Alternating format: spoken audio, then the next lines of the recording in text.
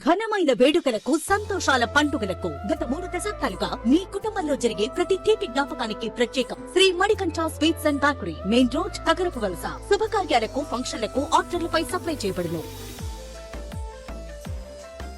వ్యాధి లక్షణాలను గుర్తించడం, వ్యాధులపై అవగాహన, అత్యవసర సమయంలో ప్రథమ చికిత్స, మెరుగైన వైద్యం కోసం రోగులను ఆసుపత్రికి తరలించడం గ్రామీణ వైద్యుల బాధ్యత అని first aid practitioners association founder and president doctor NL Rao అన్నారు. ఫ్యాప్ ఆరాధ్య మొదటి వార్షికోత్సవాన్ని పురస్కరించుకొని చిట్టివలసలోని ఓ ప్రైవేటు ఫంక్షన్ హాల్లో నిర్వహించిన కార్యక్రమంలో ఆయన ముఖ్య అతిథిగా పాల్గొని మాట్లాడారు.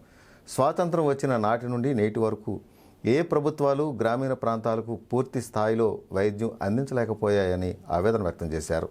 ఇక ఎవరు పట్టించుకొని ఎవరు చేరుకోలేని, ఎలాంటి మౌలిక సదుపాయాలు లేని ప్రాంతాల్లో ప్రజలకు సేవ చేసే అవకాశం కలిగిన మహోన్నత వ్యక్తి ఎవరైనా ఉన్నారా అంటే అది కేవలం గ్రామీణ వైద్యుడే అని నొక్కి చెప్పారు.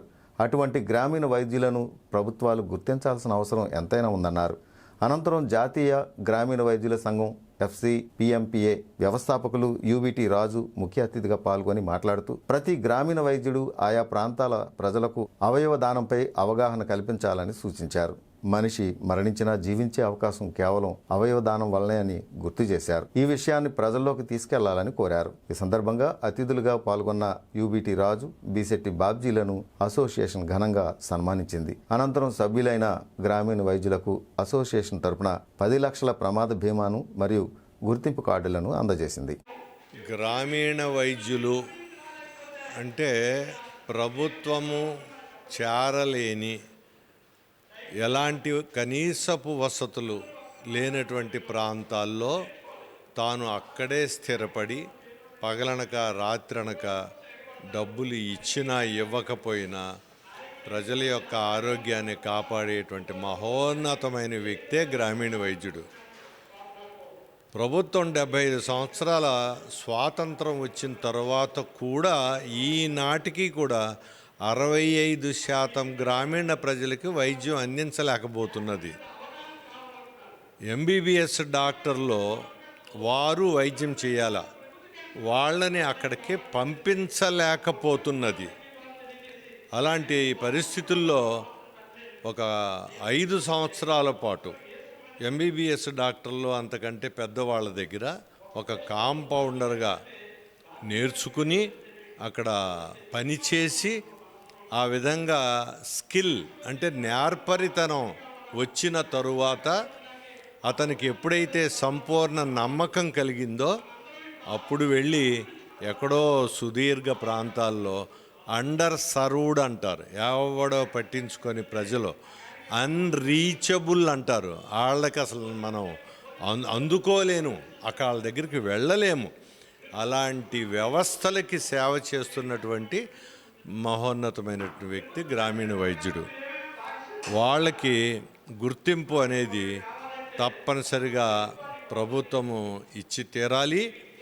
అది వాళ్ళ కోసం కాదు, తన ప్రజల కోసం, గ్రామీణ ప్రజల కోసం తప్పనిసరిగా ఆ గుర్తింపు ఇచ్చి తీరాలని చెప్పి వాళ్ళ కోసం మేము పనిచేస్తున్నాము.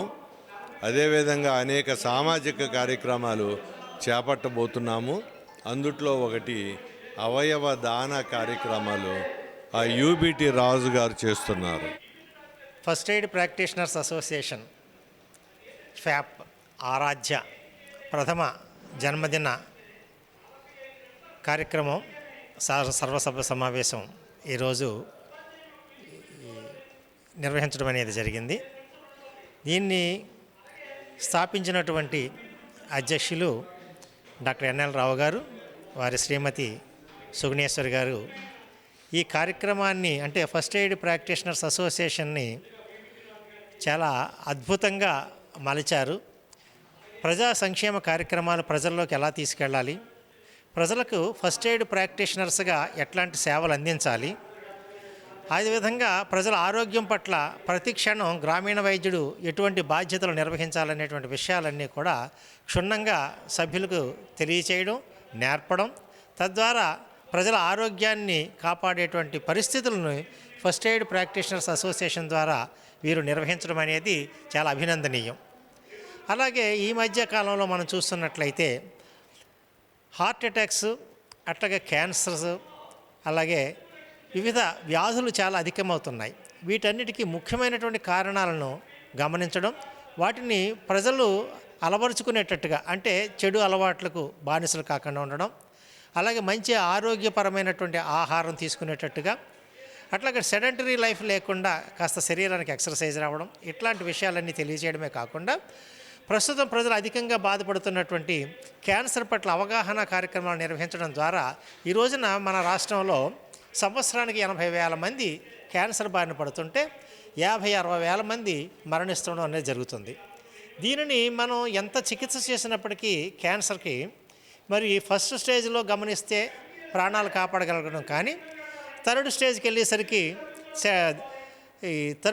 వెళ్ళేసరికి ప్రాణాలు కాపాడడం అనేది సాధ్యమయ్యేటువంటి పని కాదు. కాబట్టి రకరకాల క్యాన్సర్లు, గుండెకు సంబంధించినటువంటి క్యాన్సర్ ఒకటి ఉండదు తప్ప శరీరానికి సంబంధించినటువంటి ప్రతి అవయవానికి కూడా క్యాన్సర్ వచ్చేటువంటి అవకాశం ఉంది. కాబట్టి ఏ క్యాన్సర్కి ఎటువంటి లక్షణాలు ఉంటాయి, అట్లాగే వాళ్ళ జన్యుపరమైనటువంటి విషయాలు ఏమన్నా ఉన్నాయా, జన్యుపరంగా ఏ క్యాన్సర్లు వస్తాయి, వీటిని ఏ విధంగా గమనించాలి, అలాగే వైరస్ల వల్ల వచ్చేటువంటి క్యాన్సర్లు ఏ విధంగా గమనించాలి అనేవి ప్రజలకు తెలియచేయాలంటే ముందుగా మా ఫస్ట్ ఎయిడ్ ప్రాక్టీషనర్స్కి ఈ అవగాహన ఉండాలనేటువంటి ఆలోచనతో ఇట్లాంటి కార్యక్రమాలు ఎన్నో నిర్వహించడం అనేది జరుగుతుంది. అట్లాగే ప్రస్తుతం అవయవదాన అవగాహన, స్వచ్ఛంద అవయవదాన అవగాహన, స్వచ్ఛందంగా అవయవదానాలు ఇవ్వడం వల్ల చాలామంది ప్రాణాలు కాపాడడానికి ఆస్కారం ఉంటుంది. ఈ మధ్య మనం చూస్తున్నటువంటి కేసులు ఎక్కువగా డయాలసిస్, కిడ్నీలు పాడైపోతున్నటువంటి వాళ్ళు చాలా ఎక్కువ మంది ఉన్నారు. అలాగే లివర్లు పాడైపోతున్నటువంటి వాళ్ళు చాలామంది ఎక్కువ మంది ఉన్నారు. వీళ్ళకి ట్రీట్మెంట్ అనేది చాలా కష్టమైనటువంటి విషయం. ఓన్లీ ట్రాన్స్ప్లాంటేషనే దీనికి ముఖ్యమైనటువంటి ఈ ప్రాణరక్షణ కార్యక్రమం. దీనికి ఎవరో ఒకరు తమ అవయవాన్ని ఇస్తే కానీ ఈ వ్యక్తి యొక్క ప్రాణాలు కాపాడడం సాధ్యం కాదు. ఈ అవయవాలు దొరకకపోవడం వల్ల లక్షలాది ప్రజలు, సంవత్సరానికి 5 లక్షల మంది మన భారతదేశంలో చనిపోతున్నారు. ప్రతిరోజు కూడా ప్రతి 10 నిమిషాలకి ఒకరు తమకు ఏదో ఒక అవయవదానం చెడిపోయింది, ఎవరైనా దాతలు ఉన్నారని రిజిస్ట్రేషన్ చేసుకునేటువంటి వాళ్ళు ఉన్నారు. మన ఆంధ్ర రాష్ట్ర ప్రభుత్వం కూడా జీవన్ దాన్ కార్యక్రమం ద్వారా ఈ కార్యక్రమాన్ని, అవయవదాన అవగాహన కార్యక్రమాన్ని అందరికీ అందించడం జరుగుతుంది. దీన్ని కూడా ఫస్ట్ ఎయిడ్ ప్రాక్టీషనర్స్ అసోసియేషన్ చేపట్టి ఈ అవయవదాన అవగాహన మా సభ్యులకు కల్పించడం ద్వారా ప్రజల్లో అవగాహన కల్పించి అవయవదానాన్ని ప్రోత్సహించడం అనేది జరుగుతుంది. ఇట్లాంటి మహత్తరమైనటువంటి కార్యక్రమాలు నిర్వహిస్తూ డాక్టర్ ఎన్ఎల్ రావు గారి సారథ్యంలో ఫస్ట్ ఎయిడ్ ప్రాక్టీషనర్స్ అసోసియేషన్ దినదినాభివృద్ధి చెందాలని, మరింతగా ప్రజలకు సేవలు అందించాలని మేమంతా కోరుకుంటున్నాం.